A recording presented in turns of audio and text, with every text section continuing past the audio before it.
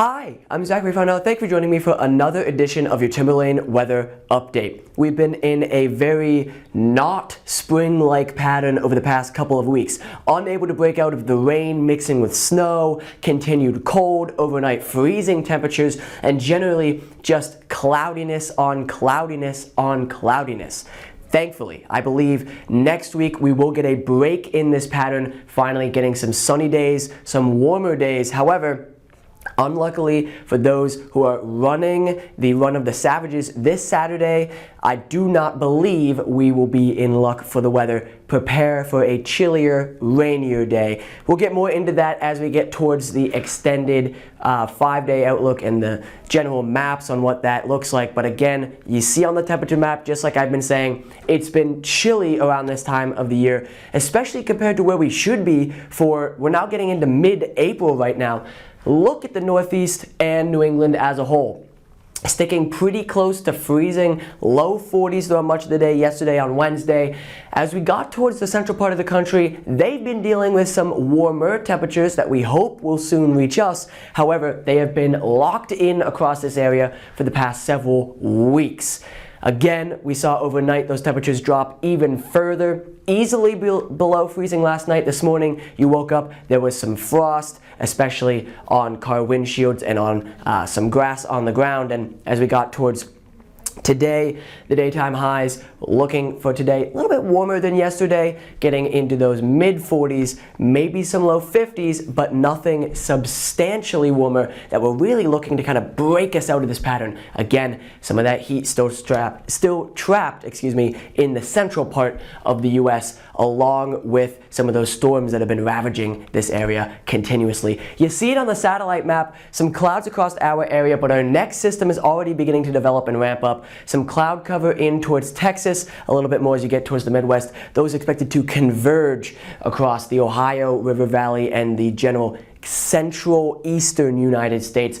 That will continue to move into our area as we get towards Saturday and Sunday especially. On the fronts map, here's tomorrow on Friday.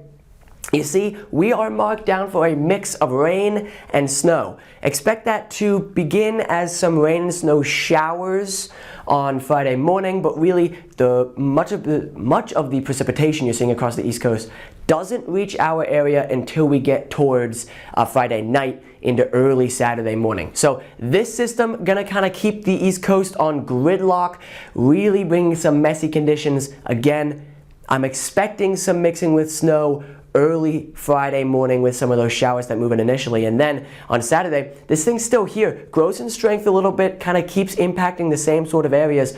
So Saturday morning for your Run of the Savages forecast, it's not looking pretty. Dress appropriately, expect temperatures probably in the 30s, not necessarily freezing, but definitely chilly, and it will be actively raining, probably mixing in with some sleet, some snow flakes, and generally just a slush coming from the sky. It won't be disastrous, but do expect some messy conditions across much of the area throughout much of the day on Saturday. Pretty much all of the day on Saturday, it's going to be gross. This high pressure system just unable to boot this storm out. Even as we get towards Sunday, you see it effectively disappear, and this storm kind of gets to hover and linger around on the coast as we get towards Sunday.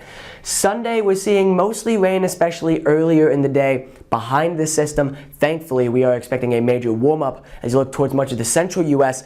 It really clears out, and we finally get a chance for some of the steering winds to just undisrupted bring some warmth all the way up towards our area, finally giving us a bit of a relief from this continued rainy, snowy, cold pattern. We'll see exactly how that looks on the 5-day forecast. Again, right now we have Friday marked down as cloudy, those highs in the upper 40s. Overnight, you're seeing lows down towards 35.